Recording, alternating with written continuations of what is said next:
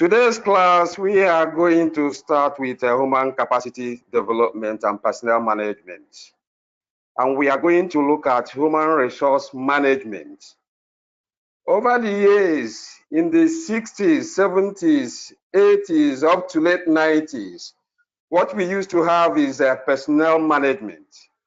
And the personnel management, as at that time, entails on recruitment and maybe little induction training.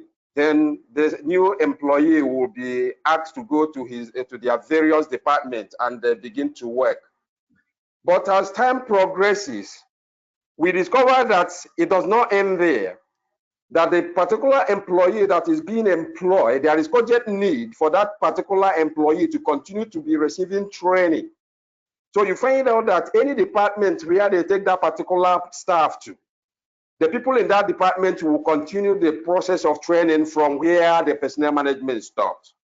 From there, it now gave room to what we have today as human resource management, which means that every employee or every manager is a human resource manager. Whether you find yourself in sales department, accounts department, anywhere you find yourself, so far you are a manager, you are a human resource manager. You are training and retraining employees under your custody. You don't need to wait for people in personnel to come and carry out training exercise for you. That is why in some cases, in financial institutions, you can see a branch manager of a particular bank employing directly, performing the role of a personnel manager, performing the role of human resource manager. Having said that, let's look at recruiting. As a HR manager, you are responsible for creating recruitment. The processes used for this kind of recruitment varies from one organization to another. Recruitment is just a full topic on its own. In the course of this bulletin, we'll still come across recruitment, then I will take it in details from there. Then after that, when you are being recruited in an organization, you are also faced with training and development. In that training, it's not just to train you for the job that moment. If you are going to stay in that organization for a period of 35 years, the training continues up to that last year you are to retire. It is an ongoing process. It doesn't stop. Just like you and I are learning on a daily basis. Learning is a continuous process. So also training is a continuous process. Management will be spending money training you locally and internationally, so that at the end of the day, when you come back, you help in the course of training and developing other staff. Even if you have gone on retirement, in most cases, management can call upon you to come and train the current staff they have based on the experience you have gathered from them so far. So from there, let's look at performance management. In performance management, we are looking at creating effective performance management system that ensures whether an employee's efforts meet the organization's goal. The kind of job you are doing in the organization, your efforts. Does it meet your employer's goal? Does it meet your employer's aspiration? Does it meet what the employer is expected of you as an employee? Then employees' relations. These employee relations, we are looking at keeping employees satisfied, communicating information and policies, and handling complaints. Union activities, questions regarding benefits are all aspects of employees' relations. So in employee relations, we are looking at the way you relate with management, the way you relate with your customers, the way you relate with stakeholders, the way you relate with shareholders, and even all the people that come in contact with the establishment. Compliance. Compliance and procedure must correspond with states and the federal laws. What do I mean by that? In most cases, you find out that federal government has its own law, Lagos state government or any state government has their own laws, and you are a business operator operating in this environment. You pay company tax.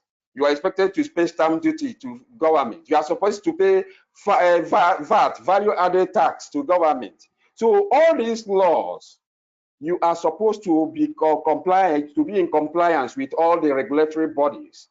If a financial institution, we have Securities and Exchange Commission, we have Central Bank, we have Nigerian Stock Exchange. All these are regulatory bodies dishing out information from time to time, dishing out rules and regulations that your business is supposed to follow. So also those in the manufacturing sector, they have their own body. Their responsibility is to give out rules and regulations guiding your operation as a business concern. So all these rules and regulations, you are supposed to be in compliance with all of them. So let's look at human resource management challenges. In human resource management challenges, three key areas are of concern. Number one is environmental challenges, two, organizational challenges, and three, individual challenges. In environmental challenges, let's take it one by one. In environmental challenges, we are looking at the external factors, external challenges, external influence on the business. We also call it the macro challenges or the macro factors. By these macro factors or environmental challenges, we are looking at those challenges that we have little or no control over. We don't have control over them. We cannot control them. There are things that happen accidentally. There are things that we cannot even influence as a business owner. You can't influence them. You can't even change them. Some of these things are, example, flood. You won't know when flood will come. Earthquake, volcanic eruption, even a herdsman attack. The herdsman will never call you as a business person. Hey, today, don't come out, or we are coming to attack so and so area. Boko Haram attack is an environmental challenge. You cannot determine when they are going to attack based on the kind of approach they are using guerrilla warfare.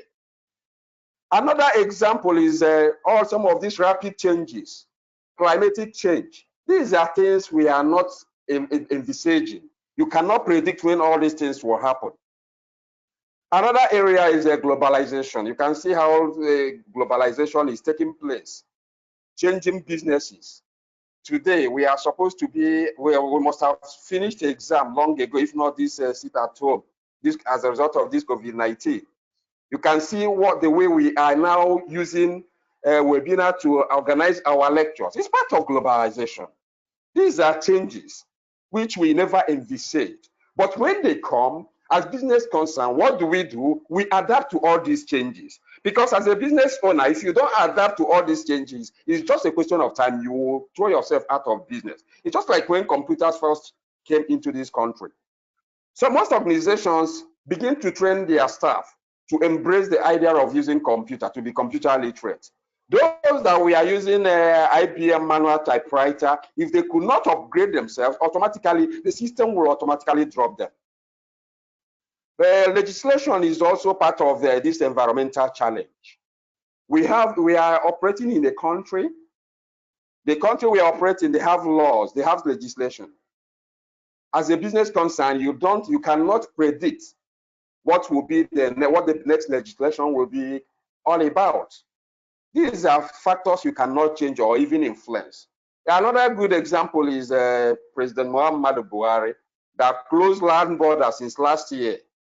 This thing took most businessmen unawares. Nobody anticipated it, but it's a government policy. You have no choice. You have no right to influence it whatsoever. If you say you want to influence it, automatically you pay for it. You pay dearly for it. Another good example is technological challenges or technological changes.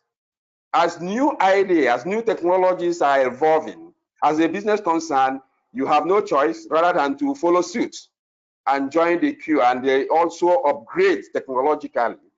Because if you don't upgrade technologically, it's just a question of time, you will be out of business as well. Lack of skills. This is another area that we can also regard to as environmental challenges. Because as a business owner, you are looking at people that have skills for a recruitment. If you are not able to have capable hands, people with the required technical skills, it will affect your organization. From there, we move to organizational challenges. That is number 2 aspect of it. These organizational challenges, we are now in the environmental challenges. We looked at external factors that we cannot influence or even control. But in these organizational challenges, we are now looking at those factors that we can control as business owners within the organization. Example, controlling cost. As a business owner, we have what it takes to control cost of raw materials,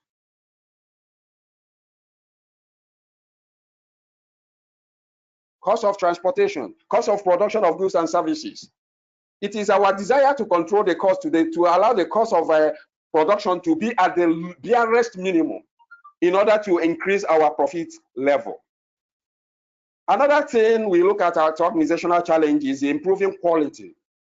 It is our desire also to improve qualities of goods and services we render to our various and numerous customers. We also look at restructuring. As a business concern in organizational challenge, we restructure from time to time in order to meet the requirements and basic needs of our employees and also that of our various stakeholders, our shareholders, our customers, and the partners, as the case may be. We look at the number 3 point, which is the individual challenge.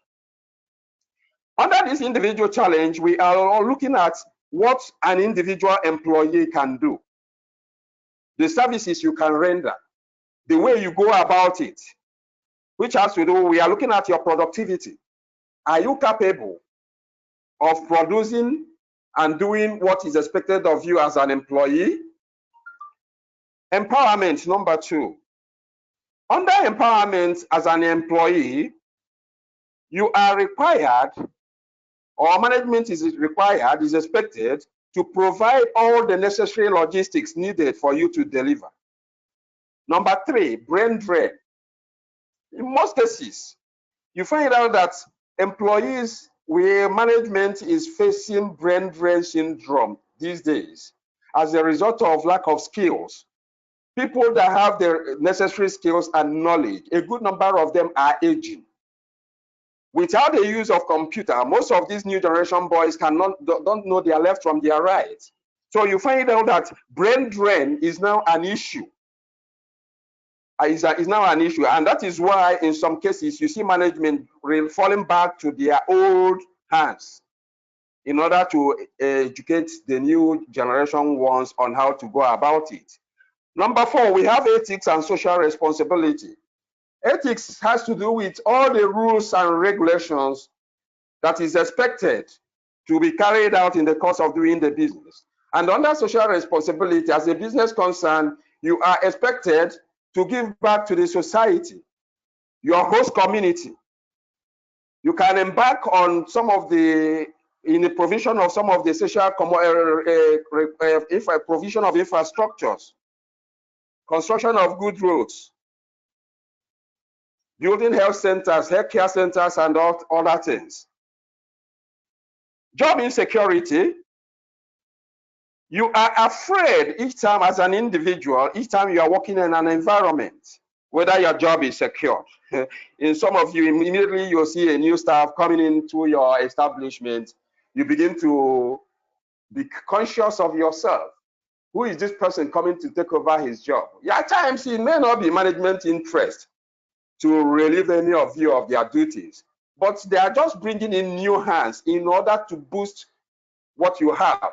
But in most cases, you see them being shivering, being afraid.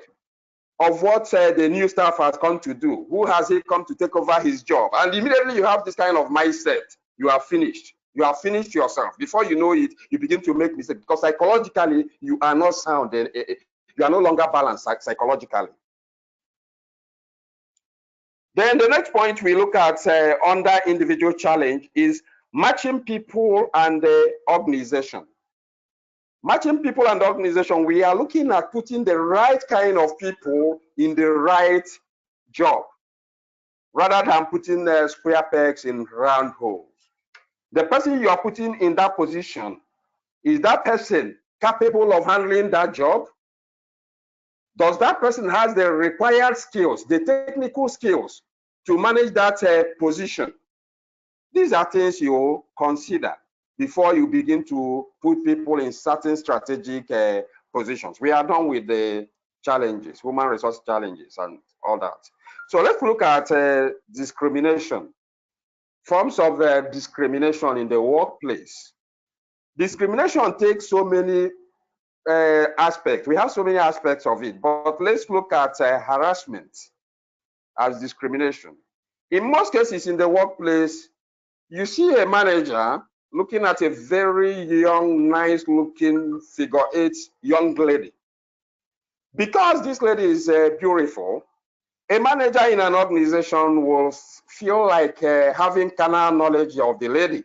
And if the lady says, no, it's not possible, before you know it, the manager begins to threaten her. I will sack you, I will do this, I will do that. It's a kind of harassment. And it is a dangerous situation. In a situation like this, it is very dangerous. It is written in our constitution that on no account will you harass anybody, be it in the school, be it in a workplace. Some professors in some universities in the last few years who ended up harassing their students, sex for mark, you heard of it. Some of them ended up in jail. So it's a kind of harassment, sexual harassment. We have other forms of harassment in the workplace as well. So let's look at poisoned environment as part of discrimination. Poisoned environment. What do I mean by poisoned environment? You may be in an employment because of one reason or the other. Somebody does not like your face. This one is common amongst ladies. It's very hard. It's very rare you see men doing this kind of attitude. A lady may poison the entire environment against her colleague. Reasons best known to her. Telling tales about her, carrying all sorts of rumor and gossip about that particular staff. How will you know? You may not know. Nobody will tell you. You enter into the organization to work. Everybody will be quiet. Everywhere will be quiet. Close your mouth. Close your mouth. She's coming. She's coming. She's coming. They have poisoned the environment. There is no way you can deliver under such environment. You ask your colleague, are we coming to work tomorrow? Simple question. Or are we observing public holiday? I learned that federal government or state government is declaring public holiday. This is a simple question that warrants yes or no answer. But because the environment is poisoned against you, the kind of response you will receive, I don't know. Imagine that kind of scenario. Nobody will answer you. Nobody will give you a definite answer for a very simple and straightforward question because the environment is poisoned against you. But in a situation you're working in an environment that is not poisoned, you find out that things will be working harmoniously. At times you come to office, you resume work in the morning, because a particular staff has not come, you feel bad about it because that is someone that motivates you, someone that makes the job to be very, very easy for you. That is the kind of environment you are supposed to work. Then another area, let's look at job analysis. Job analysis. Job analysis. What is job? Let's look at job first. What is job? A group of homogeneous tasks related by similarities of functions when performed by the employees in an exchange for pay.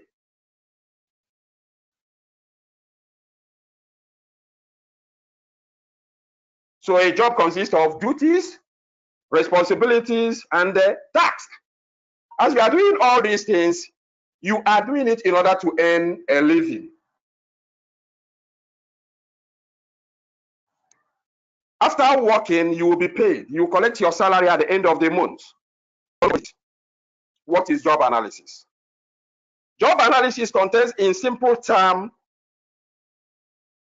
called analysis. The idea of bringing the job, analyzing that particular job into various segments, you are analyzing it, which means detailed study of the examination of something, or in order to understand more about